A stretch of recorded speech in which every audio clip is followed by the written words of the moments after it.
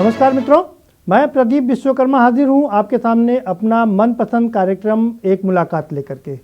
और जैसा कि आप जानते हैं, हम आपकी मुलाकात इस खास कार्यक्रम में कराते हैं किसी बहुत ही खास शख्स से। और आज हमारे सामने जो शख्स हैं वो खास नहीं बल्कि बहुत खास हैं।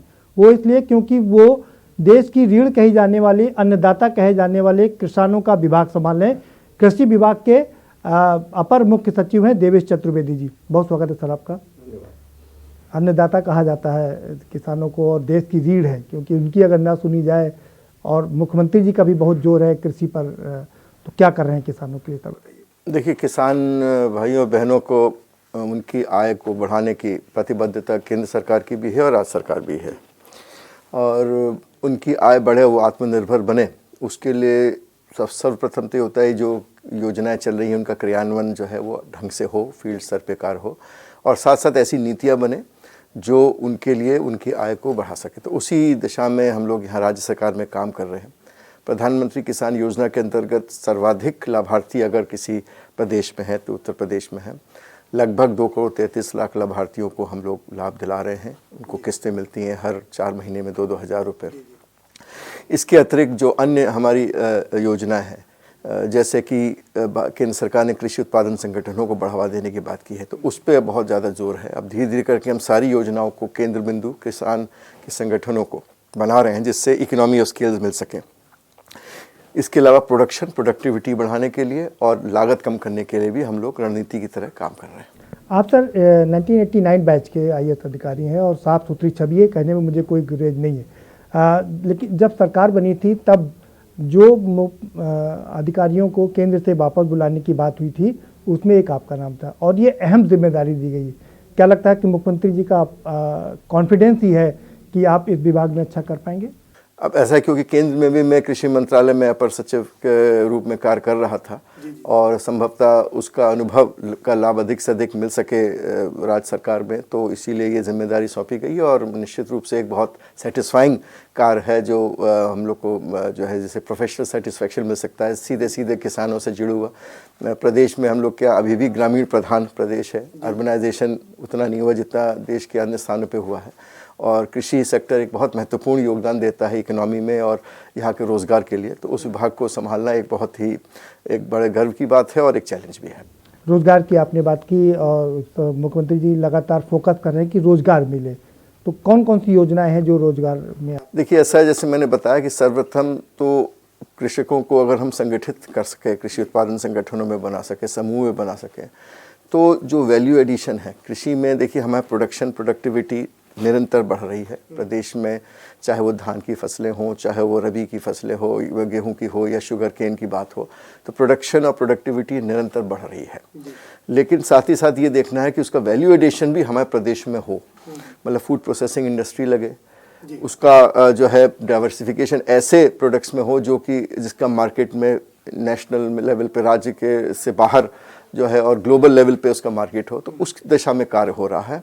और समन्वित रूप से पूरी APC ब्रांच के जो लोग हमारे अधिकारी हैं मिलके, और कृषि विभाग उसमें सबसे महत्वपूर्ण योगदान देता ही है। तो प्रयास यही है कि हम लोग रोज़गार सृजन करेंगे वैल्यू एडिशन में और साथ ही साथ डाइवर्सिफिकेशन में। तो ये दो सबसे बड़ा जो है विविधीकरण जिसे हम लोग कहते हैं, इन दो स्ट्रैटेजीज से हम लोग रोज़गार बढ़ा रहे हैं। MSP और APMC को लेकर के किसान आंदोलनरत है, लेकिन उत्तर प्रदेश में उसकी क्या स्थिति है? देखिए, ऐसा है बिल्कुल स्पष्ट, लगातार हर मंच से कहा जा रहा है न्यूनतम समर्थन मूल्य उपलब्ध कराना, जिन जिनसों पे न्यूनतम समर्थन मूल्य होता है उस पर दिलाना, एक हमारी जो है राज्य सरकार की प्रतिबद्धता है।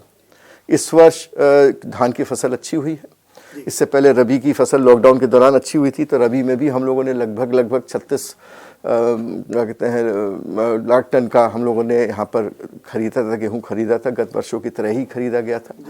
इस अभी धान की जो खरीद चल रही, तो 55 लाख टन का हमारा टारगेट पिछले साल था जो हुआ था, लेकिन हम लोगों ने इस बार टारगेट ही नहीं रखा है कि जितना खरीद सको वो खरीदो। 3000 केंद्र की बजाय 4000 केंद्र हम लोगों ने बना रखे हैं, हर एजेंसी इसमें लगी हुई है। न्यूनतम समर्थन मूल्य जो फेयर एवरेज क्वालिटी है उसको देना प्रतिबद्धता है, ये चलता है, करेंगे। इसके अलावा जो अन्य फसलें हैं जैसे मक्का है, मक्का के भी क्रय केंद्र खुल गए, तो मक्के में भी हम लोग न्यूनतम समर्थन मूल्य जो 1850 रुपये है प्रति क्विंटल, उस पर खरीद हो रही है कई जगहों पे। इसके अलावा दलहन तिलहन में भी हम लोगों ने न्यूनतम समर्थन मूल्य पे खरीद का निर्णय लिया है। पीसीयू और पीसीएफ हमारे संगठन है। बुंदेलखंड में ज़्यादा खरीद होती है तो वहाँ क्रैकिन बना है। केवल मूंगफली ऐसा जिन्स है जिसमें न्यूनतम समर्थन मूल्य के आसपास रेट चल रहा है, बाकी जो दलहन के रेट ऊपर चल रहे हैं तो उस पर खरीद की आवश्यकता नहीं, क्योंकि किसानों को एमएसपी से ऊपर दरें मिल रही हैं। लेकिन मूंगफली की खरीद अभी चल रही है, तो पूरी प्रतिबद्धता है न्यूनतम समर्थन मूल्य पे खरीद करने की, जिसका न्यूनतम समर्थन मूल्य घोषित है। गन्ने में फेयर एवरेज जो रेमुनेटेड प्राइस है उस पर खरीद होगी जब चीनी मिल शुरू हो गई है। तो क्या लगता है इसीलिए उत्तर प्रदेश का किसान बहुत ज़्यादा एजिटेटेड नहीं हुआ था या उसमें शामिल नहीं हुआ था, क्योंकि उसको एमएसपी मिल रही है? एमएसपी मिल रही है। दूसरा ये कि जो बाजार सुधार हुए हैं, हम लोगों ने तो ये जो सुधार केंद्र सरकार के आए हैं उससे पहले बहुत सारे सुधार कर दिए थे। जैसे हम लोगों ने मंडी के बाहर फ्रीडम पहले ही दे दी थी कि लोग खरीद कर सकते हैं किसानों से सीधे। हमारे इन कोरोना काल में बहुत ऐसे स्थितियाँ आई थी कि जब सप्लाई चेन डिस्टर्ब ना हो तो हमारे कृषि उत्पादन संगठन और प्राइवेट सेक्टर के लोग सीधे किसानों से खरीद के मंडी के थ्रू ना आके उसको बेचते थे, शहरों में आके फल सब्जी सब बेचते थे, जिसकी वजह से आपूर्ति सुनिश्चित बनती रही। और उसके अलावा हम लोगों ने 45 जिन्स थी जो फल और सब्जी की थी, उसको मंडी शुल्क से मुक्त पहले ही कर दिया था, और केवल मंडी में आने पे 1% यूज़र चार्ज पे हम लोग खरीद कर रहे थे। तो अब ये सुधार आने से जो है और चीज़ें और हम लोग मॉनिटर कर रहे हैं, कहीं भी हम लोग ये मंडियों को भी सशक्त हम लोग बना रहे हैं। मंडी परिषद और मंडी समितियां हमारी पहले ही से बहुत अच्छी तरह से चलती रही हैं। अभी इसलिए राज्य सरकार ने एक निर्णय लिया कि मंडी शुल्क जो पहले 2% था और सेस आधा % 2.5% शुल्क होता था, उसको मंडी शुल्क को आधा कर दिया। वो इसीलिए किया है कि जिससे लोगों में ये डर ना हो कि मंडियां कहीं प्रतिस्पर्धात्मक ना रहें, कम्पिटिटिव ना रहें, कमज़ोर हो जाएं। नहीं, ऐसा नहीं है। अब 1.5% पे सभी लोगों से हमने सारे हितधारकों से बात की थी। सबका ये मत था कि सब मंडी शुल्क थोड़ा कम हो जाएगा तो हम फिर compete करेंगे, कोई व्यापारी या कोई बाहर नहीं जाएगा, अंदर काम करेगा। तो मंडी कम्पिटिटिव बनी रहे, बाहर डोर स्टेप पे, फार्मर के डोर स्टेप पे खरीद होती रहे, जो किसान भाई बहनों को चाहिए वो उस हिसाब से चलें। तो उस तरह की व्यवस्था बना रहे हैं। तो निश्चित रूप से इसमें दीर्घकालीन रूप से हमें कृषक भाइयों बहनों को ही लाभ होना है, और ये सब समझते भी हैं।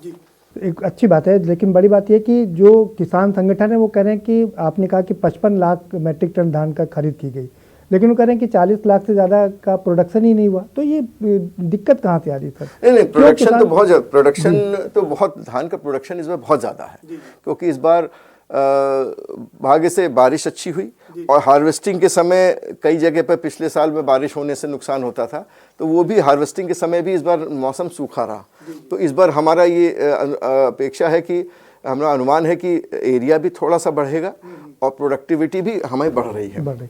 आपने कहा कि प्राइवेट मंडी भी बनाई जा रही है उत्तर प्रदेश में? नहीं, अभी ऐसा है ना कि प्राइवेट मंडियों ने अपना इंटरेस्ट दिखाना शुरू किया है। जी। कई जगह पे प्राइवेट मंडी नहीं है तो कम से कम जो प्राइवेट सेक्टर के लोग हैं, जैसे उदाहरण के लिए अभी एक MOU साइन हुआ महाराजगंज में एक कृषि उत्पादन संगठनों ने मिलकर एक गुजरात की एक एजेंसी से MOU साइन किया है कि वहाँ वो अच्छी क्वालिटी का शकरकंदी सीधे बेचेंगे। कहीं बीच में मंडी का कोई व्यवस्था नहीं है आड़े आ रही, ना उनको मंडी का टैक्स देना है, ना उनको लाइसेंस लेना है। तो अब ये कैसे संभव हुआ? इसलिए संभव हुआ क्योंकि ये सुधार हो गया था। ऐसे ही देवरिया में एक MOU हुआ है अभी कि मशरूम उत्पादन वहाँ बहुत होने लगा है, तो मशरूम को वो ICDS के जो हमारे आंगनवाड़ी केंद्र हैं उसमें, क्योंकि पौष्टिक होता है मशरूम, उसमें खिलाने का एक हमारे जो सेल्फ हेल्प ग्रुप्स हैं महिलाओं के, वो पैदा करके उसको ICDS में देंगे। ऐसे ही आप देखिए वहाँ पर चंदौली में काला ब्लैक राइस, उसका प्रोडक्शन शुरू हुआ कृषि उत्पादन संगठन, और वो है वो सीधे उसको बेच रहे हैं। उसमें कहीं बीच में कोई मंडी या कोई बीच में उसकी ज़रूरत हो तो जाइए, ना ज़रूरत हो ना जाइए। तो इस तरह की जो चीज़ें हर जगह पे हो रही हैं। अभी औरैया में एक नई चीज़ हुई है, वहाँ एक प्राइवेट सेक्टर के एंटरप्रेन्योर ने एक ऑनलाइन प्लेटफॉर्म बना दिया जिसमें वहाँ का खरीद के वो सामान सीधे कानपुर के नगर में लोगों को बेच रहा है, और उससे जो लाभ हो रहा है। तो इस तरह के जो इनिशिएटिव आ रहे हैं उससे हो क्या रहा है, रोजगार बढ़ रहा है। दूसरा, किसानों को अपनी फसल को के मूल्य मिलने में अच्छा हो रहा है, और किसान प्रेरित हो रहे हैं ट्रेडिशनल फसल से अन्य फसलों में जाने के।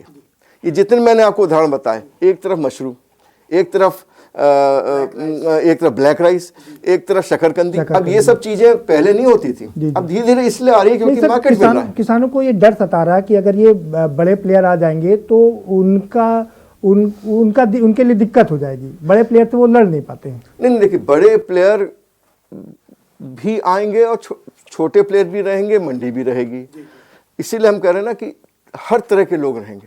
अब कोई भी बड़ा प्लेयर इतना बड़ा नहीं हो सकता कि वो मार्केट को डोमिनेट कर सके, इतना बड़ा राज्य है। इसी बात का है उनको कि उनकी जमीन ले लेंगे, क्योंकि सबसे पहली बात है कि देखिए, सबसे पहली बात है कि मंडी चलेंगी, अब बड़े उससे चलेंगी और कम्पिटिटिव होके चलेंगी।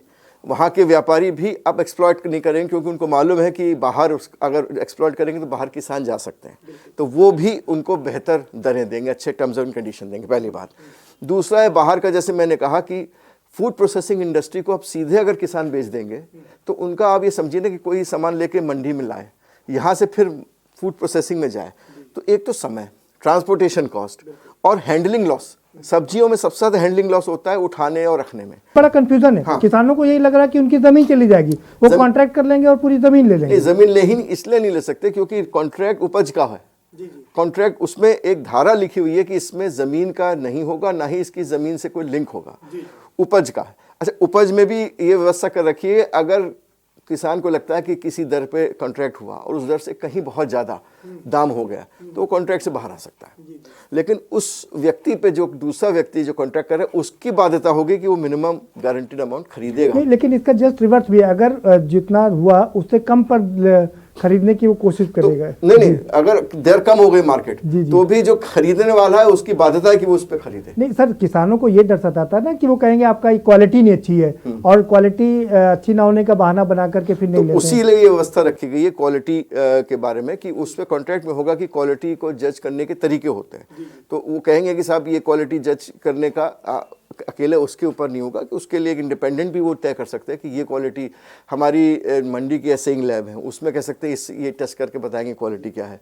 और अगर डिस्प्यूट ऐसा होता है तो एसडीएम के लेवल पे उसका बीज बचाव करने के लिए वो व्यवस्था करिए, जल्दी से जल्दी उसका तय हो जाए। अच्छा, दूसरी बात है कि बाध्यता भी नहीं है। कॉन्ट्रैक्ट फार्मिंग तो एक विश्वास की बात है। अगर किसान भाइयों बहनों को लगता है कि हम कॉन्ट्रैक्ट फार्मिंग से लाभ नहीं हो रहा, तो ऐसा नहीं कि जबरन है, आप नहीं करिए, आप क्या कहते हैं उसको इंडिपेंडेंटली अपने तरह से फूड प्रोसेसिंग यूनिट को बेच के या अपना प्रोसेसिंग यूनिट लगा के या मंडी में बेच के, ये तो एक विकल्प दिया है।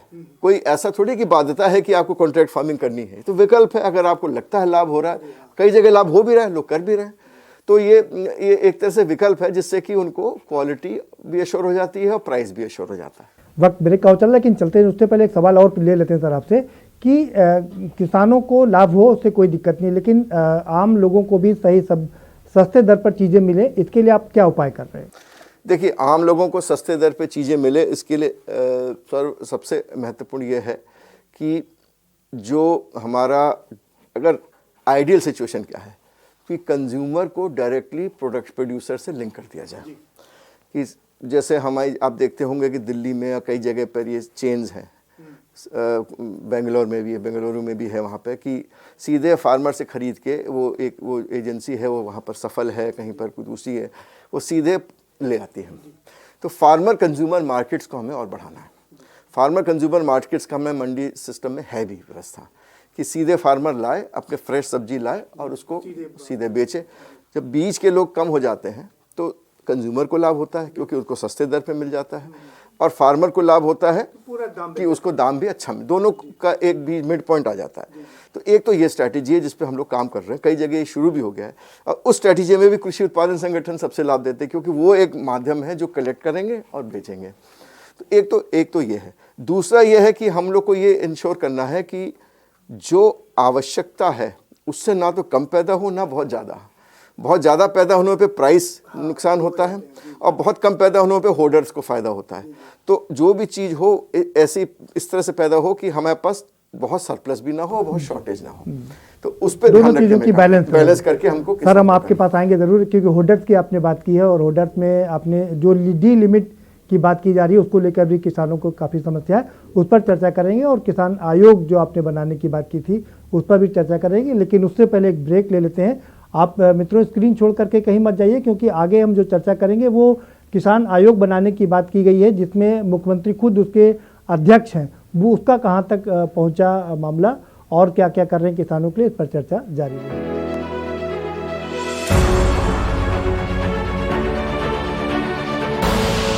आप देख रहे हैं के न्यूज, खबरों का सारथी। फिट रहना है तो फिटनेस हेल्थ ऑयल ले आओ। You are corrupt. हाँ, करेक्ट होता है बाबूली। सही बोले हैं, तो ले आइए फिटनेस हेल्थ ऑयल। स्वाद और खुशबू में झूम के भाई लेके आए गोल्डी मसाले। गोल्डी मसाले, खुशबू और स्वाद ऐसा तो रिश्तों में गुस्सा कैसा। आप देख रहे हैं के न्यूज, खबरों का सारथी।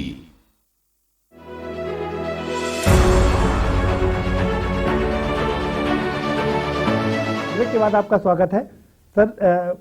होल्डिंग की बात ये बड़े लंबे समय से चल रही है कि होल्डर जो कोल्ड स्टोरेज पहले नहीं थे तो दिक्कत होती थी, सामान खराब होता था। अब कोल्ड स्टोरेज है लेकिन होल्डिंग की समस्या आ रही है, जिसकी वजह से भी दाम काफी बढ़ रहे हैं। देखिए ऐसा है ना कि ईसी एक्ट जो है उसमें अभी भी ये व्यवस्था है कि अगर किसी भी प्रोडक्ट के दाम बढ़ते हैं, ज़्यादा बढ़ जाते हैं, तो उसमें स्टॉक लिमिट अभी भी लगा सकते हैं और ईसी एक्ट लागू हो जाता है। जैसे इस वर्ष जब प्याज के दाम बढ़ने की बात हुई तो सरकार ने उस पर ईसी एक्ट लागू करके स्टॉक लिमिट लगाई। उसका नतीजा ये था कि गत वर्ष से प्याज के दाम अभी भी कम चल रहे हैं। ऐसे ही अन्य जिनसों पे भी ये व्यवस्था अभी भी है कि अगर कोई होर्डिंग का ऐसी स्थिति आती है और होर्डिंग की आशंका बनती है तो ईसी एक्ट को अभी भी ऐसी स्थितियों में लागू किया जा सकता है, लिमिट किया जा सकता है, जिससे कि कोई ये कानून है क्या अपने पास? कानून अभी भी है, अभी भी जो कंडीशंस लगा दी हैं कि कहाँ का, और उस कंडीशन में ये है कि प्रोडक्शन बहुत कम हो जाए या फिर दाम जो है नॉर्मल से बहुत ज्यादा बढ़ जाए।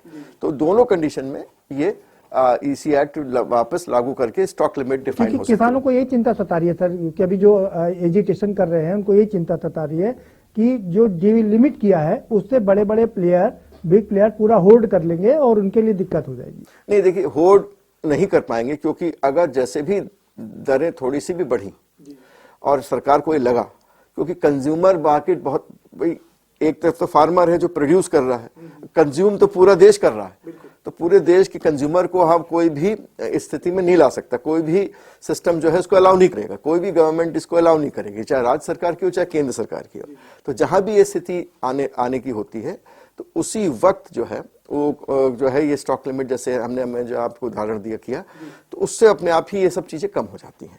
तो उसके लिए परेशान होने की आवश्यकता। दूसरा ये कि जो मुख्य जो जिन्स हैं, जैसे गेहूं है, चावल है, तो ये सब तो वैसे ही पीडीएस के माध्यम से गरीब आदमी को हम लोग सस्ते दर पे देते ही रहेंगे, तो उसमें तो कोई ऐसी समस्या नहीं है। इस बार जो गरीब कल्याण योजना के अंदर नवंबर तक 5 किलो अतिरिक्त पर यूनिट गेहूं चावल बांटा गया था, तो वहां पर तो वैसे भी कोई समस्या नहीं आएगी। जो अन्य जिन्स हैं जैसे सब्जियां हैं और दालें हैं, उनमें ये व्यवस्था बनी रहेगी जिससे कि प्राइस कभी भी नहीं बढ़ेगा। कंज्यूमर को भी का इंटरेस्ट भी रखना है और फार्मर का इंटरेस्ट ये रखना है कि अधिक से अधिक उसको प्राइस मिल जाए।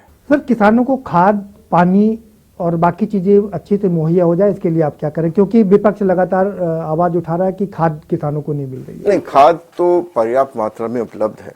खरीफ में भी खाद की कोई कमी नहीं थी, क्योंकि ऐसा एक समय आया था जब एक साथ पूरे प्रदेश में बारिश हो गई थी, यूरिया की आवश्यकता एकदम पड़ गई थी, तो हफ्ते 10 दिन तक थोड़ा डिमांड ज़्यादा हो गई थी, जिसको हम लोग ने फिर रेगुलेट करके पूरा किया था। अभी भी हमारे पास पर्याप्त यूरिया, डीएपी वगैरह उपलब्ध है। जो रबी की जो बुआई चल रही है बड़ी संतोषजनक ढंग से चल रही है। डीएपी की उठान भी जो शुरू में आवश्यकता होती है वो उठ रही है। यूरिया भी हमारे पास उपलब्ध है, बीज भी उपलब्ध है, तो उसकी कोई कमी नहीं है। जहाँ तक जल का प्रश्न है तो सिंचाई के काफ़ी प्रोजेक्ट्स पूरे हुए हैं और सिंचाई में टेल तक पानी पहुँचे उसकी व्यवस्था सिंचाई विभाग पूरी तरह से कर रहा है। और बिजली की व्यवस्था भी हो रही है, जिससे कि जो नलकूप हमारे प्राइवेट और सरकारी वो पूरा। किसानों को सब्सिडी देने की बात थी कि जैसे नलकूप पर सब्सिडी या दूसरी चीजों पर सब्सिडी देने की बात थी, वो योजनाएं कहां तक परवान चढ़ी? नहीं, देखिए सबसे बड़ी बात है कि अब हम लोग बहुत प्रयास कर रहे हैं, जो हमारी पीएम कुसुम योजना है, जिसमें अब क्योंकि हम अगर बोरिंग करा देते हैं, डीजल पंप सेट लगता है या बिजली का भी लगता है, तो अनुदान के अलावा किसानों पे भी व्यवहार आता है, डीजल का खर्चा वगैरह होता है। तो सोलर पंप की जो योजना है जो हम बड़े स्केल पे चला रहे हैं, और उस योजना के अंदर हम लोग 60% तक सब्सिडी दे के एक सोलर इंस्टॉलेशन कर रहे हैं पंप की, और उसका वो पूरा व्यवस्था कर रहे हैं। इसको हमारे प्रदेश के किसानों ने बहुत अच्छी तरह से लिया है और बड़ी संख्या में उत्साह दिखाया उसको लेने का, और उसकी गति अब बढ़ने वाली है। जब भूगर्भ जल सुरक्षित रह सके, संरक्षित हो उसका, उसके लिए आप लोगों ने स्प्रिंकल कहा था और कम पानी लगे जिससे, उसके लिए क्या? देखिए, भूगर्भ सुरक्षित रहे और सरफेस वाटर अधिक से अधिक प्रयोग हो। एक तो तरफ तो है कि नहर की सिंचाई प्रणाली अच्छी हो, ढंग से चले। इसके अलावा जो हमारा चाहे वो नलकूप से पानी निकल रहा हो, चाहे नहर से जा रहा हो, उसका जो कमांड एरिया है उसमें स्प्रिंकलर और ड्रिप इरिगेशन की परियोजना है, जिससे कि हम लोग पानी का कम से कम इस्तेमाल करके अधिक और खासतौर पे बुंदेलखंड क्षेत्र में उसको हम लोग बड़े स्केल पे लगा रहे हैं। इसके अलावा एक और सफल योजना है हमारी खेत तालाब की, जिसमें हम चाहे वो मनरेगा के माध्यम से, चाहे ये केंद्र सरकार की जो योजना है प्रधानमंत्री कृषि सिंचाई योजना, उनके माध्यम से जो खेत तालाब बन रहे हैं उसको खोदने पे हम लोग पूरा अनुदान देते हैं, और उससे जो लोग छोटा पंप लगा के और जो बहुत ज़्यादा बड़े स्केल पे प्रोडक्शन और प्रोडक्टिविटी विशेष रूप से एरिड जोन्स में या जो बुंदेलखंड के क्षेत्र में हो रही है, उसके बहुत लाभ हो रहा है, उसको हम बड़े स्केल पे। बार बार सर सवाल ये उठता है कि आढ़तियों से और बिचौलियों से बचाने के लिए आपके पास क्या फुल प्रूफ योजना है, क्योंकि सबसे बड़ी दिक्कत यही करते हैं लोग। नहीं, देखिए, हमने कहा कि आढ़तिये और जो है और जो बिचौलिए, आढ़तिये तो लाइसेंस आढ़तिये मंडी में होते हैं, तो क्योंकि ये सुधार आए हैं तो आढ़तिये को भी अब सतर्कता पूर्वक कार्य करना होगा, क्योंकि अगर वो बहुत ज़्यादा किसानों के हित में कार्य नहीं करेंगे तो किसानों पे और विकल्प उपलब्ध हैं जाने के, तो अब वो व्यवस्था अपने आप ही एक तरह से स्ट्रीमलाइन हो जाएगी, किसान के हित में कार्य करने वाली हो जाएगी। बाकी बिचौलिए हर योजना में, जैसे जितने भी योजनाएं हमें पहले चलती थी, क्योंकि उसमें सरकारी कर्मचारियों के माध्यम से सब्सिडी का भुगतान होता था, ये होता था, तो ज़्यादा बिचौलिए होते थे।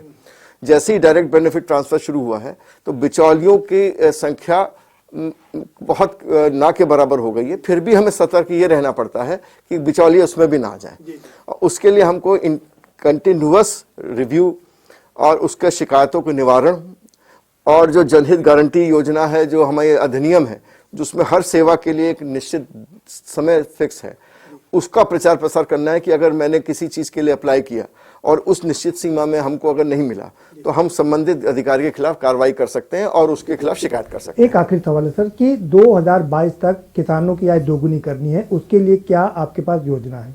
देखिए, योजना तो बिल्कुल क्लियर स्ट्रेटेजी है कि किसान को एज हमें केंद्रीय बिंदु रख के हमें उनकी आय दुगनी करनी है। तो 3 तरह से स्ट्रेटेजी है।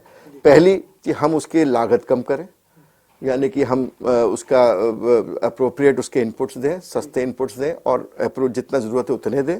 दूसरा, प्रोडक्टिविटी बढ़ाएं जिससे ज़्यादा पैदा हो। तीसरा, जो प्रोड्यूस होता है उसका बेस्ट पॉसिबल प्राइस दें जो मार्केट सुधार से होगा, और डाइवर्सिफाई करें कि जो आवश्यकता हो मार्केट में वही चीज़ पैदा हो। तो ये 4 ब्रॉड स्ट्रेटेजी हैं। और प्लस 5वीं स्ट्रेटेजी है डायरेक्ट इनकम सपोर्ट की, जो प्रधानमंत्री किसान योजना से उनको मिल रहा है।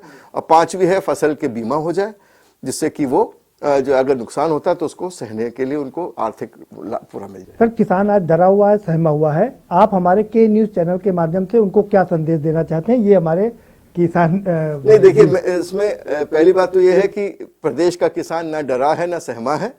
कि प्रदेश का किसान अपने परिवार की और इस प्रदेश की और देश की उन्नति में और अन्न प्रोड्यूस करने में, हमको आत्मनिर्भर बनाने में पूरी तरह योगदान दे रहा है। जो उनकी आशंकाएं हैं उसको हम लोग दूर कर रहे हैं, और ये निश्चित रूप से मानिए कि प्रदेश सरकार केंद्र सरकार की तरह सारा ध्यान जो है, सारा बजट, सारा का सदुपयोग इसीलिए है कि किसान भाई और बहनों के परिवार समृद्धशील हो, आत्मनिर्भर बने, और किस गांव की इकोनॉमी जो कोरोना काल में सबसे ज्यादा चल रही थी वो नॉर्मल केस में भी सब अच्छी तरह से जितने हमको बचाया कोरोना काल में भी, जितने सारा सस्टेन जो हमारा क्राइसिस पूरा बचाया है वो कृषि सेक्टर और ग्रामीण सेक्टर ने बचाया है। अब नॉर्मल स्थिति में जो सामान्य स्थिति आ रही है उसमें भी ये पूरा धुरी बनी रहेगी इस देश की इकोनॉमी के लिए और प्रदेश की इकोनॉमी के लिए। पूरा प्रयास इसी पे है। बहुत शुक्रिया के न्यूज़ से बात करने के लिए सर। तो ये हैं देवेश चतुर्वेदी सर, जो हमें बता रहे हैं, अपर मुख्य सचिव कृषि के, कि जिस तरह से कोरोना काल में किसानों ने इज्जत बचाई है, क्योंकि सिर्फ कृषि एक ऐसा था जिसने आगे बढ़ कर के काम किया और प्लस में दिखाया है, बाकी चीज़ें माइनस में गई थी। उसी तरीके से प्रतिबद्ध है सरकार भी कि वो किसानों के प्रति खड़ी रहेगी, उनके लिए कोई समस्या नहीं आने देगी, उनकी आय दोगुनी का जो वादा है वो ज़रूर पूरा किया जाएगा। आप हमें दीजिए इजाज़त, हमारी टीम के साथ में हम फिर हाजिर होंगे आपके समक्ष ऐसे ही शख्स के साथ।